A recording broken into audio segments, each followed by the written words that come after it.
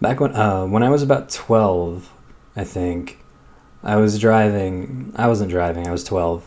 But my brother was driving. It was my oldest brother. There's a huge age gap between my brothers and me. So I was 12, and he was the oldest. He was in, I believe, his like 30s at the time. And we were driving from Rohnert Park, California, to LA, which is really, really far. And it's it's really bad when like you see those movies with family road trip kids, and it's just like, babies screaming in the back. It's like asshole teenagers like, I'm so bored or whatever. And then dad's like, hold on, we'll be there in 7 more hours. And the wife's like, yeah, ask for directions. Like, no, I got the directions. So we didn't even have the benefit of that. It was myself and my brother for just like 8 hours in this truck. And so I was 12, he was in his 30s, so we connected on nothing. So there was one part of the trip where we were flicking through the radio stations. Well, not really flipping. Back then we had like the knob, right? I'm sure you can still find that somewhere. I don't know. That's not important to the story.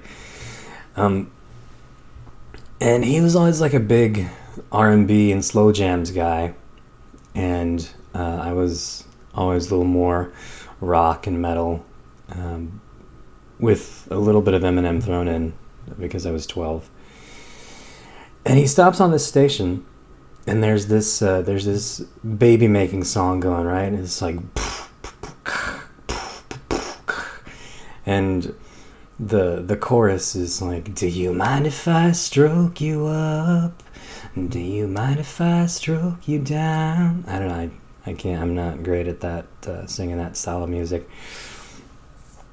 But it was noise in the car, so it filled the awkward silence, and it's all right. It sticks in your head. I remember it over a decade later. So when it's over, he goes, "You understand what the song was saying?" And I was like, "Yeah, I think so." And he's like, "You could understand the lyrics?" And I was like, "Yeah, I understood it fine."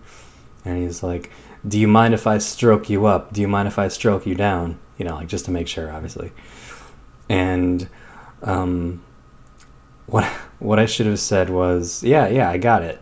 I heard the song, and now I got it double because you just told me what the lyrics were." Because it's what I meant. What I actually said was, "Yeah, okay," with just about that much enthusiasm.